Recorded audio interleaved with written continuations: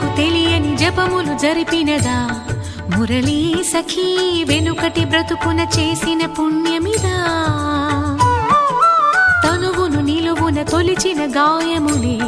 తన జన్మకి తరగని వరముల సిరులని తలచినదా కృష్ణాని